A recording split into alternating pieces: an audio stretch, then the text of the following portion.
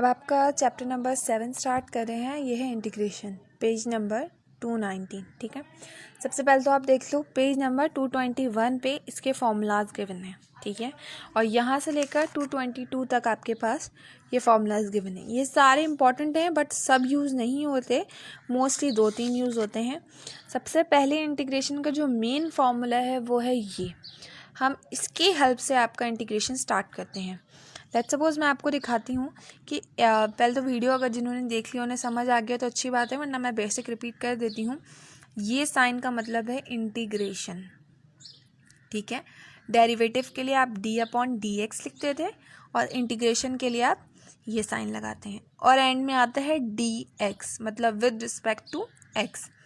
यहाँ पे डेरिवेटिव में हम ये करते थे। ठीक है, डेरिवेटिव में हम सब में से पावर को बाहर लाते थे, कोई भी पावर हो X Y Z. Let's suppose यहाँ पे आपके पास है, ठीक है, एक्स स्क्वायर ना, तो 2 बाहर लाते थे और 2 में से 1 माइनस करते थे। ठीक है, इंटीग्रेशन में इसका उलट काम है, पावर बाहर नहीं आती। लेट्स सपोज लिखा है एक्स स्क्वायर, ठीक है, ऑफ डी एक्स। ये आपका इंटीग्रेशन का एक बेसिक क्वेश्चन। ठीक है, तो आपके पास पावर बाहर नहीं आएगी, पावर नीचे आएगी। मतलब आपके पास इंटीग्रेशन हमने अप्लाई किया तो 2 एज इट इज़ रहा, 2 नीचे आ गया और 2 में +1 हो गया, ऊपर और नीचे दोनों। क्लियर हुई बात?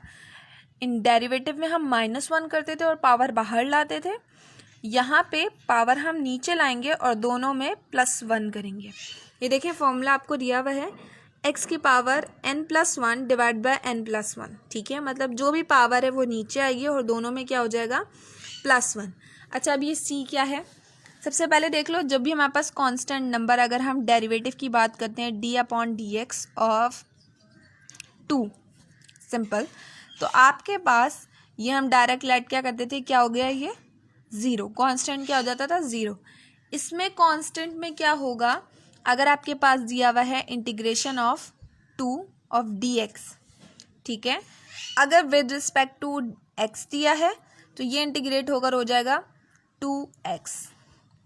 क्लियर हुई बात? अगर लिखा है integration of 2 d theta with respect to theta, तो जब भी इंटीग्रेट होगा तो क्या हो जाएगा 2 थीटा। क्लियर हो गई बात?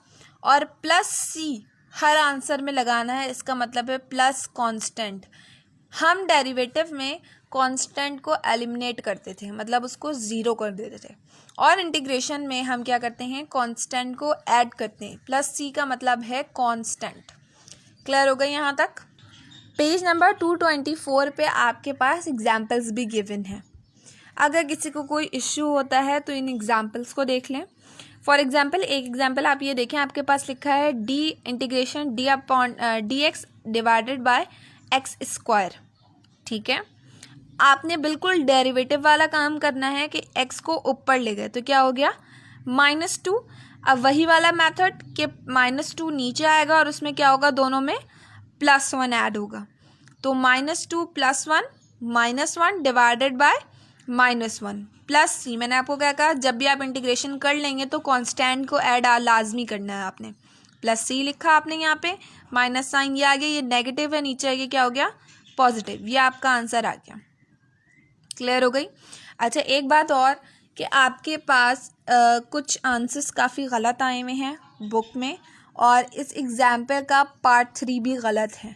ठीक है, तो इसलिए सब परेशान ना हो, जो मसला हो मुझसे पूछ लीजिएगा। अच्छा, अभी देखें, इसका पहला सवाल आपका जो 7.1 का है वो गिवन आपको दिया हुआ है इंटीग्रेशन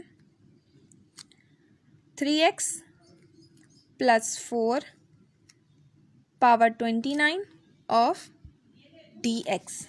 क्लियर हो गई बात यहाँ तक? हमने इसके ऊपर इंटीग्रेशन अप्लाई किया, इंटीग्रेशन का साइन हट जाएगा और dx भी हट जाएगा, तो ये हो जाएगा 3x + 4 की power 29 + 1 divided by 29 + 1 + c। Clear हो गई? 29 + 1 हो गया आपके पास 30, तो 3x + 4 की पावर 30 डिवाइडेड बाय 30 + c। ये आपका सिंपली क्या है, आंसर। क्लियर हो गई यहाँ तक? सेकंड वाले को देखें, आपके पास मैं हिंट दे देती हूँ कि आपके पास दिया हुआ है एक्स स्क्वायर और x square minus 4 of D x, ठीक है। इंटीग्रेट करना है इसका, मैं सिर्फ हिंट दे रही हूँ आपको इन सवालों की। आप सबसे पहले क्या करोगे, एक्स स्क्वायर को अंदर मल्टीप्लाई कर दोगे तो आपके पास आ जाएगा x4 minus 4x square. Clear हो गई यहाँ तक बात। अब आप इन्हें सेपरेट इंटीग्रेट करोगे, मतलब इंटीग्रेट का साइन बनाया आपने, x4 लिखा, dx लिखा, माइनस फिर इंटीग्रेट का साइन बनाया 4x स्क्वायर और फिर dx। क्लियर हो गई यहाँ तक।